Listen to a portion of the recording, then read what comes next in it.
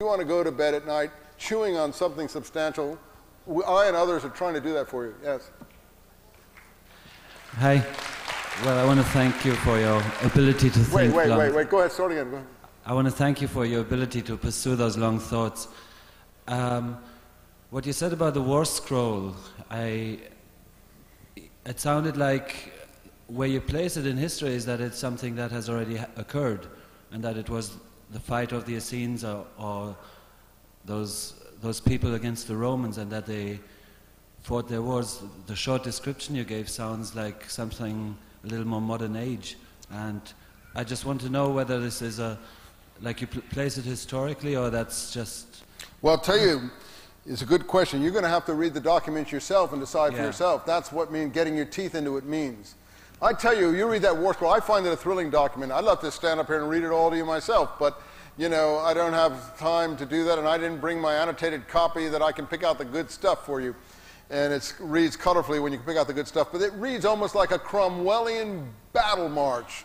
I mean, they have all of what's on the banners, all of what are on the missiles, all of what are on the slings, the power of God, the might of God, the glory of God, God's attack against his holy enemies, and so on. It's like Cromwell's army marching to war with their battle flags. It's the most incredible document. It may be purely imaginary. I don't say that it already happened. What I've said is this, that let us agree these are Essenes. But you see, we don't normally think of the Essenes as being as militant as this, as Cromwell's army. This is the new dimension. What I think we have here is holy Nazarite people, completely dedicated, if you like, as lifelong Nazarites to this holy existence, and that's why some sexual avoidance is there, because sexual activity brought, for their mind, maybe not for ours, pollution of the camps. I'm not in that boat, I don't think that, but they thought that.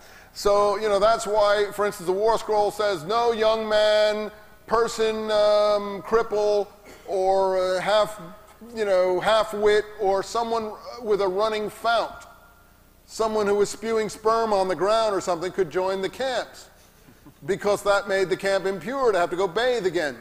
According to the ancient dietary bathing prescriptions, that was their mindset. So what I'm saying is this is a prescription for extreme militant activity. And either, you know, these are Essenes or they're not. If these are Essenes, then we've got to go according to these documents on how to define Essenes. If we go according to these documents, then they are both extreme, holy, committed, dedicated people, and are contemplating apocalyptic war against all evil on the earth. And your question is this coming soon? Is this symbolic? Or is it going to... Has it happened yet, or is it to come? I think that's what they thought the war against Rome was. And I think that's why people committed suicide on Masada. Masada is the fortress down from Qumran, and these are all new terms for some of you, but we speak about them so easily in the field because for us they're all old hat. Masada is down here. And I just believe that this is the fortress where these last holdouts in 73, after the fall of the temple, the Sicarii no less. I don't think they were Sicarii. In my view, in this book, I say that Sicarios in the Roman lexicon also meant circumciser, because circumcision then was known as bodily mutilation, and it was banned by the Lex Cornelia de Sicarios in Latin, the ban on bodily mutilation, Sicarios being the bodily mutilizer. And I think this is how the Romans saw, remember in the letter to the Galatians, if you know it, James's party is called what? The party of the circumcision. And Paul fumigates against that. It's all very complex. I develop it here. But my answer to your question, finally, is that this is what I think this group was. Call them Essenes, call them Zealots, call them Sicarii, call them Christians. I call them Messianists, extreme purity-minded Messianists. All these other terms float about them. But one thing in their own documents they are calling themselves in the Habakkuk commentary is Ebionim. Ebionim. And now you learned enough Hebrew to know that. I think I've got it right here. Probably put it down under here. There it is, the Ebionites. The first sect we started talking about that Eusebius said were so poverty-stricken because they had a poverty-stricken Christology. The Dead Sea Scrolls don't use any other familiar term to talk about themselves except Ebion. They literally cry out that they're Ebionite. I believe they are. Thanks. Yeah. Hi, is your first name Robert? Yeah. Thank you for coming and Well, sharing thanks your knowledge. for coming too. I appreciate your patience because I hate to put people through travail. My blood family is mostly traditional Christian, and my question to you is, how do you view the new Christianity considering what you've uncovered? Which new Christianity now? That's my question. You spoke of a new Christianity. Oh, I think that with James we get someone to put our teeth into with more satisfaction than we had this basic pablum we had previously. That, to my mind, was kind of sugar-coated, candy-coated children's games. This is the real stuff of Palestinian messianism. This is what we come to grips with, and I think can be very inspiring. You say, how do I know James was the real successor, someone asked. All the documents tell us. The church documents, even Paul, later on in the book of Acts, when it stops fooling around and gets into the we material in Acts 21, Paul comes up to Jerusalem. He's hurrying up there at Pentecost. Pentecost in the Dead Sea Scrolls, according to the Damascus document, is the day of the reunion of the desert camps. It's the same. Paul's hurrying to Jerusalem for the reunion of the early Christian community in Jerusalem. In the Dead Sea Scrolls, Pentecost is the day of the reunion of all the wilderness camps. Under the Mibakar, in Dead Sea Scroll language, the bishop. James is the bishop of the early church. He comes up to Jerusalem. Who does he meet in Acts now? It stops fooling us. James. And he goes in. And it says everyone gave praise to him. And then the leadership, James and the other brothers, the elders, and all the church assemblies say, but you see, Paul, we have heard that you're teaching everywhere, in every place, against the law, against this temple, and against this place. So we want you to go into the temple and show there's no truth to the rumors that we have heard about you. And this is word for word from Acts, that you regularly observe the law. This is James talking to Paul. And Paul defers, even though we know he's doing just that everywhere, according to the book of Acts in his own writing. And he says, yeah, okay, we want you to pay for Nazirite oaths of 4 people here under oath because you have a lot of money, because you've raised a lot of money overseas. This is the real stuff. You go in there and pay for these people and to show there's no truth to the rumors that we have heard. And Paul agrees. But there's every truth to the rumors that we've heard. Paul has an answer for this in Corinthians. He's a Greek to the Greek, a Jew to the Jew, a lawkeeper to the lawkeeper, a lawbreaker to the lawbreaker. He will do whatever he has to do, he says, these are his own words, to win. That's how I fight, he said. I believe in winning. All the athletes at the stadium are vying for a prize. Basically, I vie for a prize that will never end, and using the wrestling language, that's how I fight, not beating the air. So this guy is a tough competitor. He'll do anything he can to win, and that's what happens. He wins. And that's our ethic in the West. Win, baby, win. Win at all costs. But I like a few beautiful losers. And I think this can give people a lot of thought. Righteousness, perfect righteousness, pure foods, purity regime, absolute sincerity, straightness, no moving to the lighter way, no tempering doctrines, no games. That's what I mean a modern Christian can get their teeth into, plus they're not infected by Jew hatred. Thank you.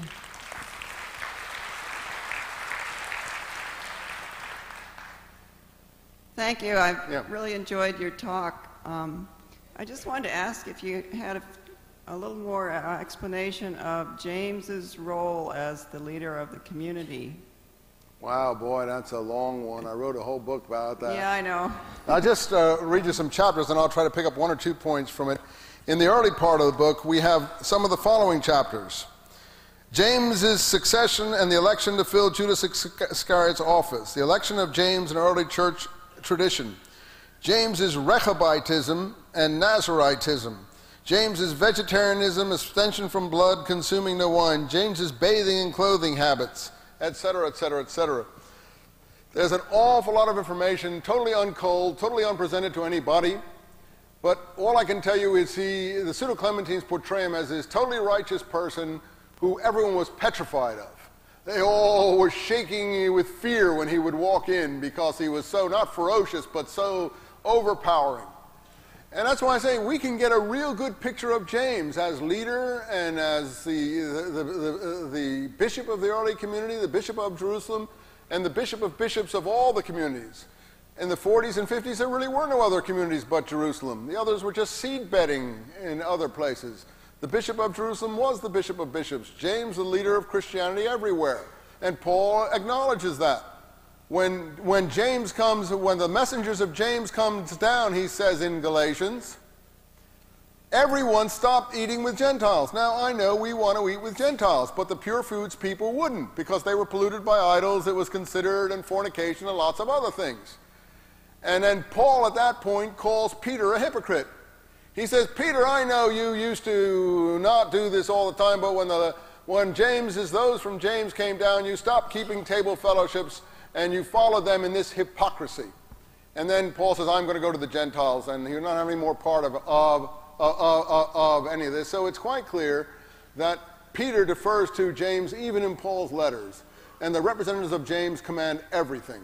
And we may not agree with their point of view, but that's because we see it through a Pauline perspective. I believe that from their own times, they were being as righteous as they know how to be, and the picture of James's leadership is very widespread. Now, if you add to this, it's in the Nag Hammadi text, it's in the Gospel of Thomas, it's in the Apocalypses of James in the Nag Hammadi text, it's in Jerome. By the way, I forgot to tell you, Jerome is the one who finally decided that the brothers were cousins, not brothers. Do you know how he decided that? He found a little reference in the Gospel of John that Mary had a sister called Mary. What? Yeah, I kid you not, it's there. She's called Mary, the sister of the mother of the Lord. Only the mother of the Lord isn't called Mary, her sister is called Mary. Wow, that's a good one. And she's the wife of Clopas. She has a husband called Clopas, and her sons are James, Jude, Simon, and Joses. So then he said, that is the mother of the other brothers, Mary, the sister of her sister Mary. I kid you not. And that is how we now get that Jesus' brothers are not brothers, they're cousins. And that's in the 4th century. It is total nonsense. It is preposterous, but it points up a problem. Wherever the brothers and family of Jesus come into play in the Scripture, all of this dissimulation comes into effect. And as I told you before, I think, sometimes I forget what I've already said, but I think I said this, brothers become cousins. Yeah, I did tell you that. Fathers become uncles. Mothers turn into their own sisters. And in fact, I think Jesus is the brother called Joses. And the reason he's called a brother of Jesus and Joses, you know, in Greek and are basically the same word.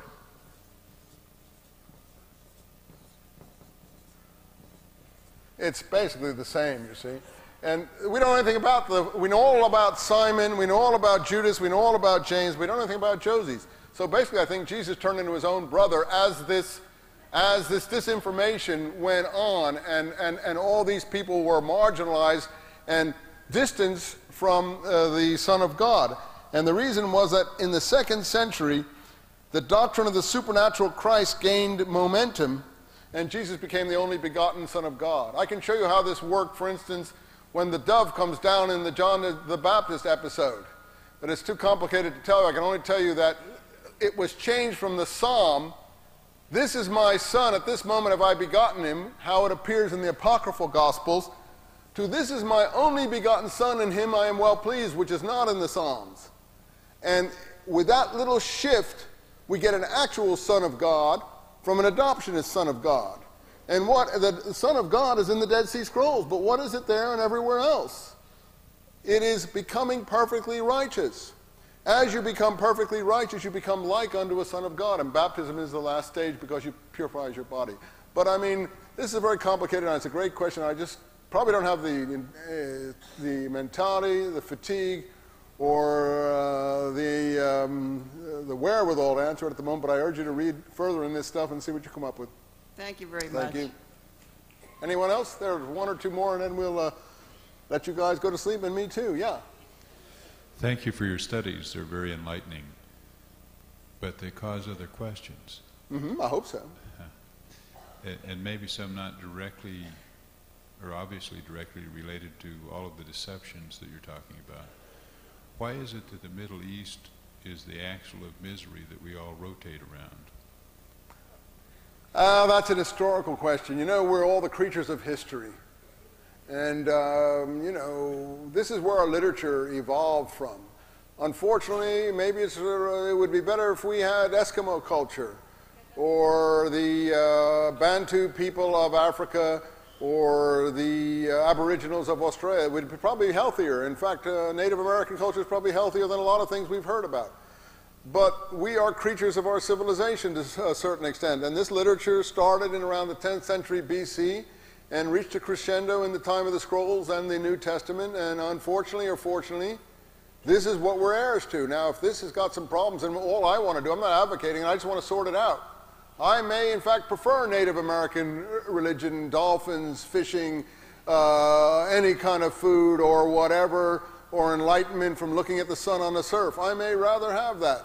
This is our heritage, but I like the intellectual challenge, which I mean about getting your teeth into something, of sorting this out. This is what modern, educated, sophisticated people want to do.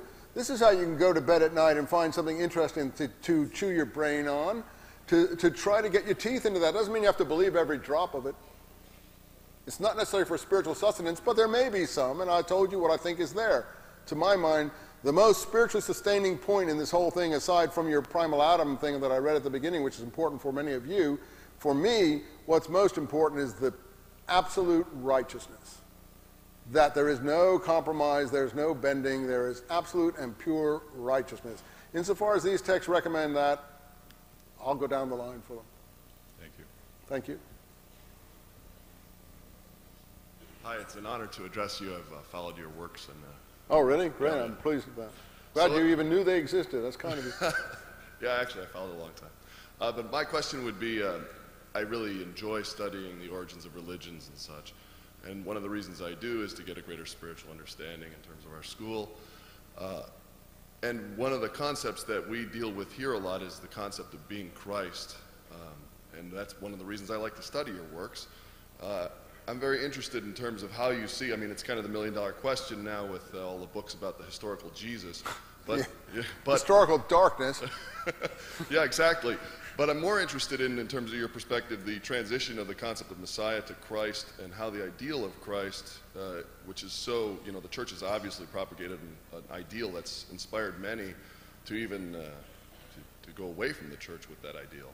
Yeah, well, this relates to your previous gentleman's question. This stuff became so authoritative by the first century and things in people's mind that we're all heirs to this sense of deferring to all of these materials. I don't know how our righteous Christ might do in the modern world. That is a Christ that was unbending, that didn't have Easter rabbits, the reindeer and Christmas trees and the whole paraphernalia that people seem to relate to and love, and didn't accommodate all things to all men. And I've had students in my classes say, oh, you know what Jesus Christ is? He's me. Whatever I think he is, that's what he was. Yeah. Well, okay, but what I'm getting at is that you may be exactly correct. The Jesus idea or notion was very attractive. But I'm not sure whether it's not because they portrayed it as the heir to all this previous history and the whole, and I may not be giving a good answer to this, but it's the best I can do, and the impressiveness of this has been awe-inspiring over the millennia since then. But we haven't given the other a real chance yet, and I think that the first has really, to my mind, the first went down the drain in the Auschwitz death camps. That's my honest feeling. That could never have happened in an environment of fairness and an environment that people had not been infected with all kinds of hatred.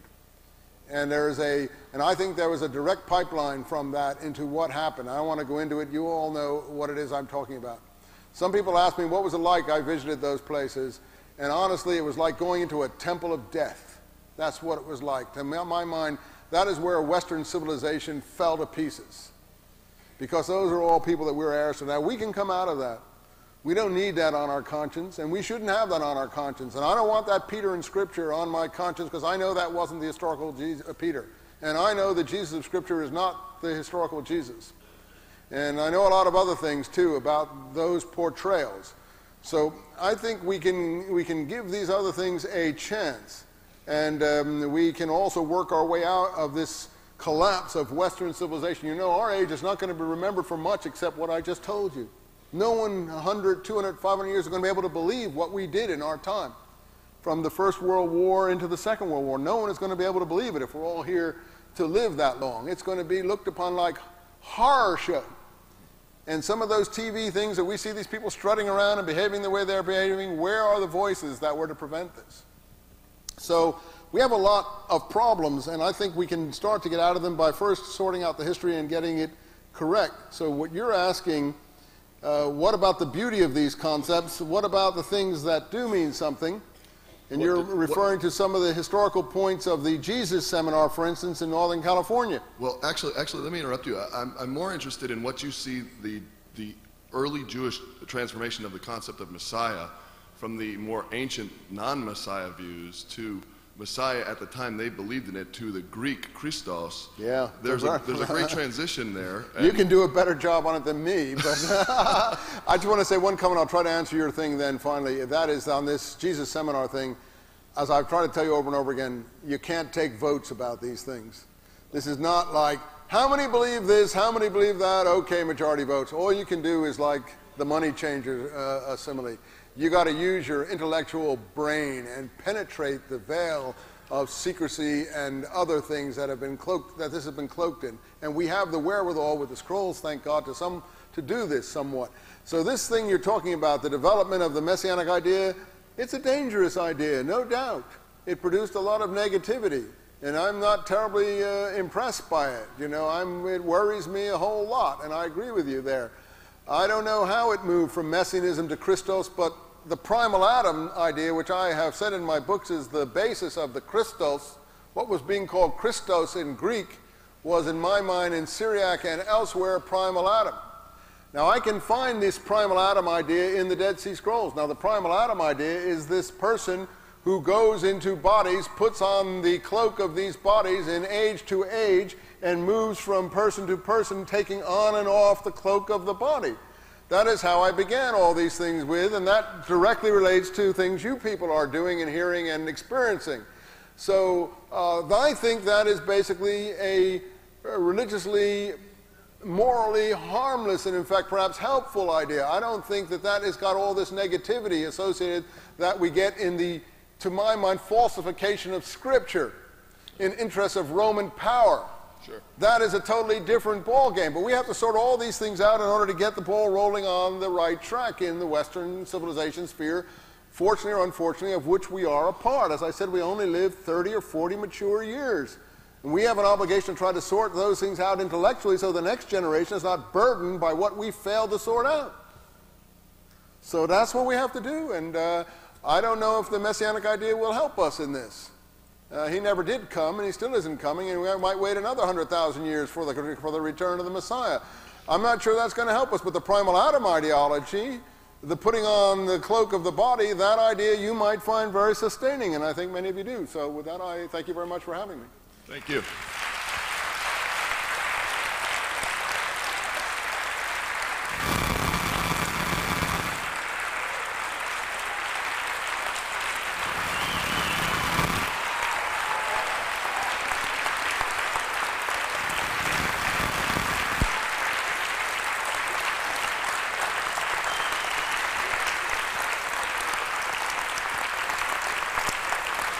Read the book, that's all I can say. And thanks a lot. I really appreciate your warmth. It's quite gratifying. No one ever receives me as warmly as you, and that's very kind of you to express that. Thanks a lot. I get a lot of hatred in the world, I can tell you that, but very rarely any warmth. Thank you very much for coming.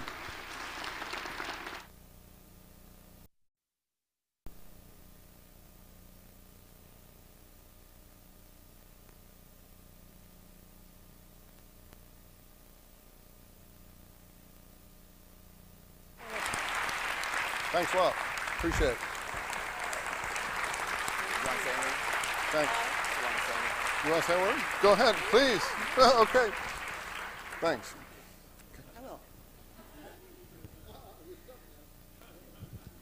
I will. He's a brilliant man, and his mind works so fast that he's afraid that if he doesn't keep his mouth going, he's going to forget what it was that he wanted to say. And one of the reasons that I wanted Robert to come here is because I think that his book, James, the Brother of Jesus, is probably one of the finest and most exhaustive works on the liberation from Christian superstition and guilt that there is. And he was right, and he says, you go and you read this for yourself, and you find the information for yourself that'll help liberate you. But at the same time, he also gives credit in his book for exactly what we're doing here and the importance of what we're doing here. Inadvertently, he does. So I'm really proud to have had a brilliant man come here that wasn't about to compromise what he knew is truth for the sake of money from a publishing company. Thank you very much.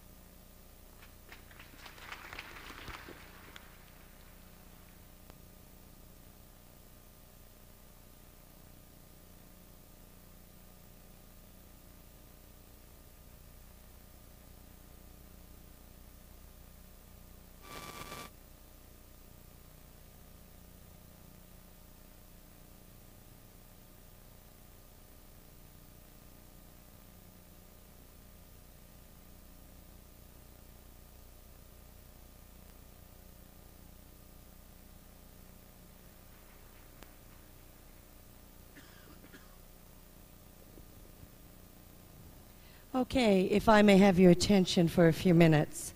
You certainly have a speaker waiting to hear any of your questions.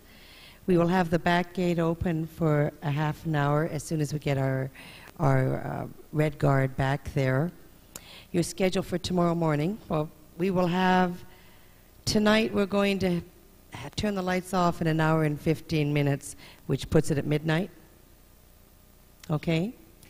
Tomorrow morning at 7:30, we will get up the yellow group, and you will be taped to go to the tank at 8:30, so you might want to monitor your food and your liquids, okay? So the yellow group at 8:30, you be in the name field ready to be taped. At 8:30, we will call the primary group, and you walk down to 93rd, and then you're going to have 1 hour and a half breakfast break. Of course, everything can change. So just be aware of the voices calling you and be the observer.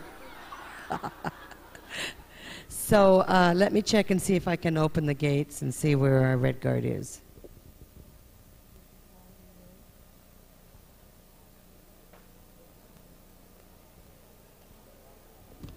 Also, the staff, the bathroom staff, and the parking staff have to meet Susie immediately by her storeroom.